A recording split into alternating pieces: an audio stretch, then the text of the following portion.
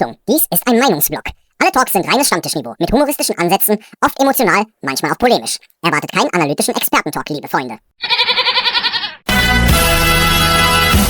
Hallo, Moje, Jode Dach, herzlich willkommen auf meinen kleinen, bescheidenen Kanal. Ich bin der Leo, schön, dass ihr eingeschaltet habt.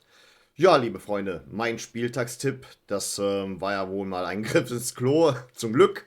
Da habe ich mich Gott sei Dank geirrt, aber ihr wisst ja, wie das so bei mir ist. Das ist ja teilweise auch ein bisschen so eine Art Flucht nach vorne, damit ich mich selber nicht allzu sehr enttäusche, indem ich da irgendwie überschwänglich irgendwelche Ergebnisse raushaue, die dann am Ende sich nicht bewahrheiten. Aber schön, dass wir dann doch noch gewonnen haben. Das war sehr wichtig vor der Länderspielpause. Ich war gestern da, lass uns ein paar Worte dazu verlieren. Und ja, dann starten wir doch mal direkt rein. Ja, also gestern kann ich euch sagen, war auf jeden Fall ein richtig schöner Samstagabend in Müngersdorf. Man hat richtig gemerkt, dass die Leute Bock hatten auf dieses Samstagabendspiel. Kurve auf jeden Fall wie immer richtig voll, aber diesmal wirkt es auch ein bisschen schon fast zu voll. Ich glaube, da haben einige sich der Sektion Screenshot angeschlossen, gehe ich mal davon aus.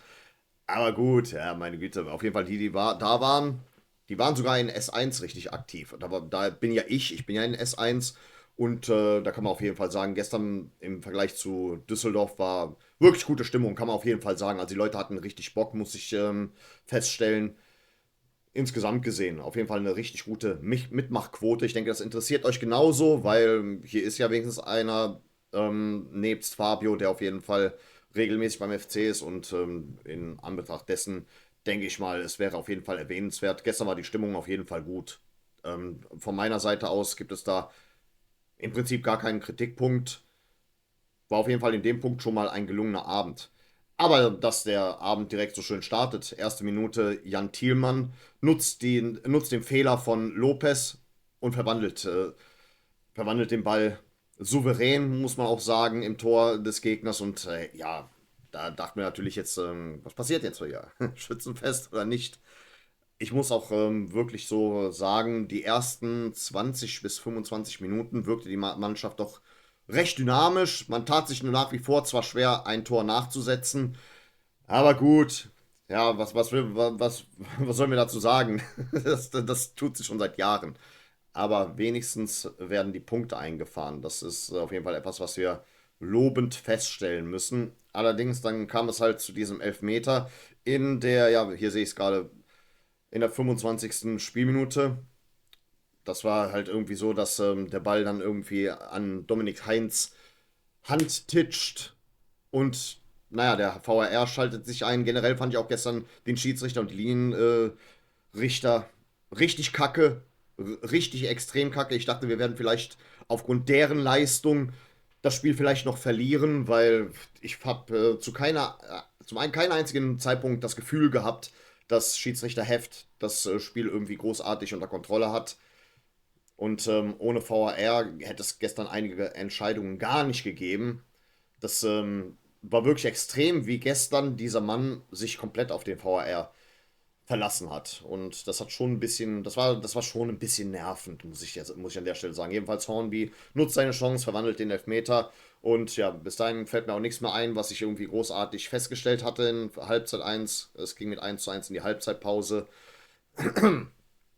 Und dann, was auf jeden Fall nochmal so von mir festgestellt wurde, nach wie vor gab es dann viele Entscheidungen, wo man halt auch nochmal dem Schiedsrichter mehr oder weniger zurufen muss, auch seitens unserer Spieler, hey, hast du das gesehen, hast du das nicht gesehen, was soll das und so weiter und so fort.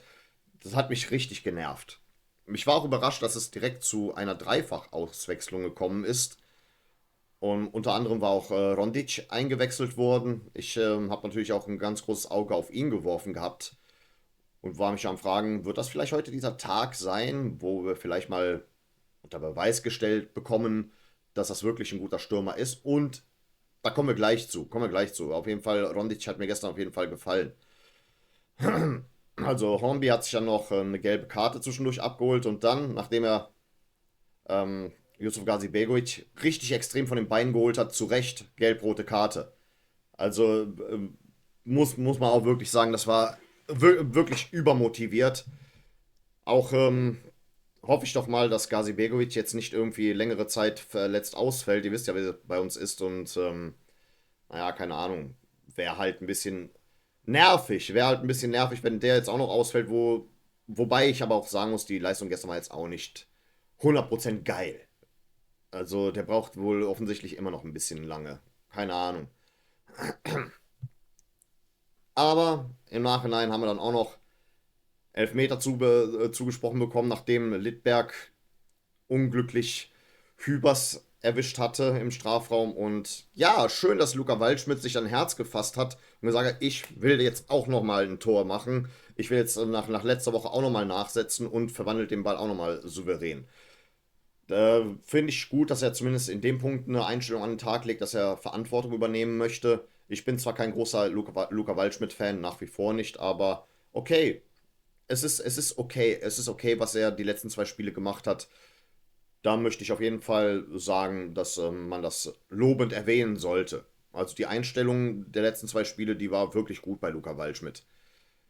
Und von daher, ja, jetzt haben wir dann mit ihm den drittbesten Torschützen seit gestern in unserer Mannschaft drin. Wenn man dann halt mal nachsieht bei den ganzen Scorerwerten, das ist auf jeden Fall jetzt aktuell der drittbeste Torschütze. Lemperle, stimmt ja, der hat auch nochmal einen Einsatz bekommen. Mal gucken, ob wir ihn demnächst auch wieder in der Startelf sehen, solange er noch hier ist. Und im Nachhinein, das 2:1 haben wir dann nach Hause gebracht. Gab auch noch ein paar nette Kombinationen, wo Rondic beteiligt war. Ich sag ganz ehrlich, wenn Rondic jetzt öfter mal spielen würde, vielleicht könnte er dann doch das Versprechen sein, das uns gemacht wurde. Wir werden uns das auf jeden Fall wir werden das auf jeden Fall weiter unter die Lupe nehmen. Und im Nachhinein muss ich sagen, war zwar schon wieder kein so übertrieben geiler Sieg, aber wir verdienen am Ende verdient. Wir gewinnen am Ende verdient. Entschuldigung für den Versprecher. Ich habe jetzt keinen Bock, das wegzucutten, ganz ehrlich gesagt. Ist auch noch früh, wir haben Sonntagmorgen. Aber der Timeslot ist ein bisschen eng bei mir gerade. Aber gut, ich muss im Nachhinein sagen, ich bin dann doch einverstanden damit, aus den letzten beiden Spielen einen Sieg mitgenommen zu haben. Das zeigt zwar immer noch nicht, dass wir irgendwie eine besonders souveräne Mannschaft sind. Wir tun uns nach wie vor schwer vor dem Tor. Wir tun uns auch nach wie vor schwer damit, irgendwie die Siege überzeugend einzufahren. Aber naja, Dominik Heinz hat es ja auch treffend gesagt, das ist dem im Nachhinein egal, wie wir gewinnen. Und ja, in der letzten Saison hatten wir halt nicht dieses Glück oder, ja, oder diese, ja, wie soll ich sagen, diese Abgeklärtheit, es zumindest noch zu versuchen zu gewinnen. So würde ich es jetzt beschreiben. Ja, im Nachhinein gelungener Samstagabend. Ich gehe ja nicht nur hin keine Ahnung, hier nicht dahin wie bei einem Film, dass ich irgendwie was Geiles geboten bekommen möchte. Ich möchte auf jeden Fall am Ende die wichtigen Punkte haben. Und von daher schauen wir nochmal hier mal die Tabelle an, ob ich jetzt richtig liege. Wir haben uns jetzt zumindest schon mal für einen Spieltag vom Platz 4 abgesetzt, weil die Gegner ja auch für uns gespielt haben, auch zu unserem Vorteil. Das heißt, Relegationsplatz ist das Einzige, worauf wir nochmal runterrutschen könnten beim nächsten Spieltag, falls wir verlieren sollten. Aber gut, damit beschäftigen wir uns ein anderes Mal. Ich bin damit einverstanden, schlicht und ergreifend einverstanden, wie es im Nachhinein jetzt nach diesem Spieltag abgelaufen ist. Es war nicht besonders souverän, aber okay, nehmen wir jetzt mal so mit. Für die erste Bundesliga würde das trotzdem nicht reichen, das wissen wir alle. Und von daher, ja, jetzt kommen wir nochmal zu ein paar Schlussworten. Also ich hatte ja eigentlich vorgehabt, jetzt diese Woche ein Video gegen Christian Keller zu drehen, so einen richtigen Real Talk und dergleichen. Aber, liebe Freunde, ich möchte es dann doch nicht machen. Das ist auch nicht so, dass ich jetzt ihm irgendwie einen weiteren Kredit gewähre, aber zu diesem Zeitpunkt wäre das Timing falsch, schlicht und ergreifend. Haben wir jetzt zweimal hintereinander gewonnen. Ihr wisst ganz genau, wenn ich ja jetzt ein Video gegen ihn droppe, erstens, allein schon wegen dem Videotitel, könnte es ein bisschen mehr Zuschauer wahrscheinlich hervorrufen, aber es werden viele Zuschauer sein, die angepisst sind. Ihr wisst, dass es beim FC halt sehr viele gibt aus der Fraktion. Halt's Maul, wir haben zweimal gewonnen, feier gefälligst Karneval, setz eine Pappnase auf und feier uns, egal was ist. Und ganz ehrlich, auf diese Leute habe ich keinen Bock. Wir werden was anderes diese Woche veröffentlichen. Ich habe mir auch schon Gedanken gemacht, aber macht euch keine Sorgen. Christian Keller wird noch sein Fett wegbekommen. Auf jeden Fall. Ich bin nach wie vor überzeugt, dass es mit ihm keine Zukunft geben darf. Er darf nicht die nächste Transferperiode begleiten, auf gar keinen Fall. Aber meine Argumentation werde ich noch, wenn der Zeitpunkt passt, ich bin da schon vorbereitet, entsprechend, es wird noch kommuniziert. Da seid ihr schon mal sicher. Aber gut, lehnen wir uns jetzt erstmal zurück für die nächsten 2 Wochen, wenn wir dann nach Paderborn fahren. Da können wir uns dann damit beschäftigen. Und das ist dann auch alles, was ich an der Stelle dazu zu sagen habe. Und von daher genießt das Restwochenende, genießt auch die Länderspielpause, wenn ihr mal mehr als eine Woche euch nicht Gedanken machen möchtet über den FC und wie wird der FC spielen und so weiter. Klar, gibt noch ein Testspiel, aber ihr wisst, was ich von Testspielen halte. Die sind für mich total 0,0 aussagekräftig. Die sind okay, damit die Jungs sich ein bisschen die Beine vertreten können.